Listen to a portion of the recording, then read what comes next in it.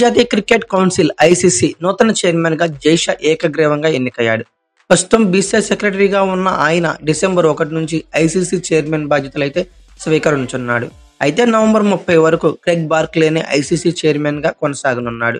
ఈ ప్రపంచ క్రికెట్ అత్యున్నత పదవికి ఎన్నికైన అత్యంత పిన్న వయస్కుడిగా జైషా చరిత్ర అయితే సృష్టించాడు. ప్రజెంట్ జైషా ఏజ్ అయితే మాత్రం కేవలం 35 సంవత్సరాలు మాత్రమే. ఇక అలాగే ఐసీసీ చైర్మన్ గా ఎంపికైన 5వ భారతీయుడిగా జైషా నిలిచాడు.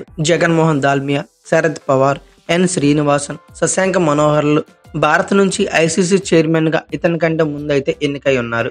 అయితే సాధారణ స్థానం నుంచి తన కెరియర్ మొదలుపెట్టిన జైషా అద్భుతమైన రీతిలో ఎదిగి తక్కువ కాలంలోనే ఐసీసీ చైర్మన్ గా అంటే 30 సంవత్సరాల లోపే ఏకగ్రీవంగా ఎన్నికయ్యాడని చెప్పుకోవచ్చు.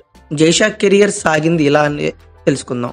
2009లో జైషా క్రికెట్ అడ్మినిస్ట్రేషన్ లో అడుగుపెట్టాడు. మొదట central board of cricket Ahmedabad లో పనిచేశాడు. ఇక క్రమంగా అక్కడి నుంచి గుజరాత్ క్రికెట్ అసోసియేషన్ లో స్టేట్ లెవెల్ ఎగ్జిక్యూటివ్ గా బాధ్యతలు అయితే అందుకున్నాడు.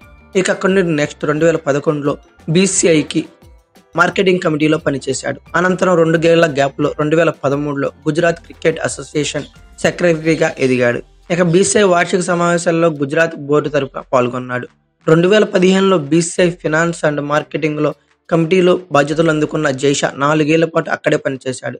అప్పటి నుంచి బీసీఐ అధ్యక్షుడు శ్రీనివాసన్ హయాంలో కీలక పాత్ర పోషించి గుర్తింపు అయితే పొందాడు. 2019లో బీసీఐ అధ్యక్షుడిగా సౌరవ్ గంగూలీ ఎన్నికైన సమయంలో జైషా సెక్రటరీగా బాధ్యతలు అయితే చేపట్టాడు. ఇక 2022లో బీసీఐ కార్యదర్శి స్థానానికి మరోసారి ఎన్నికయ్యాడు. మరోవైపు 2022లో ఆసియా క్రికెట్ కౌన్సిల్ కు జైషా అధ్యక్షుడిగా ఎన్నికయ్యాడు. ఆ తర్వాత ఐసీసీ ఫినాన్స్ కమర్షియల్ అఫైర్స్ కమిటీకి చైర్మన్ గా ఎంపికయ్యాడు. తాజాగా గ్రెగ్ బార్క్లే స్థానంలో ఐసీసీ నూతన చైర్మన్ గా జైషా అయితే బాధ్యతలు అందుకోనున్నాడు. ఇదైతే మాత్రం టోటల్ గా జైషా యొక్క జర్నీ అని చెప్పుకోవచ్చు. ఇక భారత క్రికెట్ నియంత్రణ మండలి అధ్యక్ష పదవితో పాటు సెక్రటరీ, వైస్ ప్రెసిడెంట్, ట్రెజరర్ పోస్టులకు ఎలాంటి ఫిక్స్డ్ శాలరీలు అయితే నిర్ణయించలేదు. ఈ పదవుల్ని గౌరవ ర్యాంకులుగానే పరిగణిస్తుంది.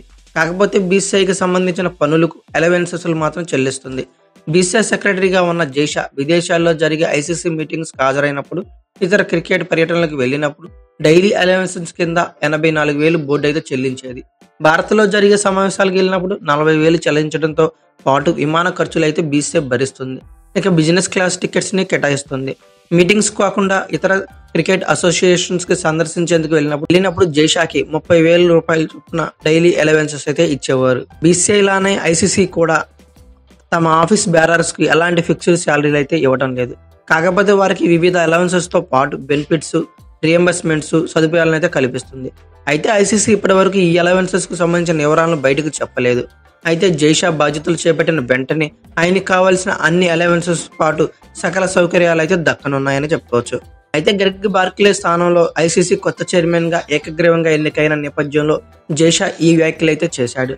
టీ20లు అంటే సహజంగానే ఉత్సాహాన్ని ఇచ్చే ఫార్మాట్, కానీ క్రికెట్ లో తొలి ప్రాధాన్యం మాత్రం టెస్టులకే ఇస్తామని చెప్పి ఆటకు బలమైన పునాది వేసింది అవే అని చెప్పారు.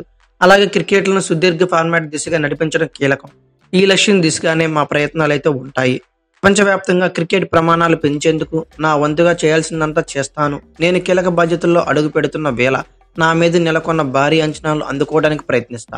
ఈ అందమైన ఆటకు నేను అంకితం అవుతా అని జైషా పేర్కొన్నాడు. అయితే ఓవరాల్ గా congratulates Jay Shah. మీరేమనుకుంటున్నారో Jay Shah ICC chairman గా ఎన్నికైనందుకు కామెంట్ బాక్స్ లో పిన్ చేయండి. అలాగే ఈ వీడియో కనుక మీకు నచ్చినట్లయితే like, share, comment plus subscribe చేసుకోండి. అలాగే పక్కనే ఉన్న బెల్ ఐకాన్ ఒకటి మాత్రం మర్చిపోకండి. Thank you for watching. Have a nice day.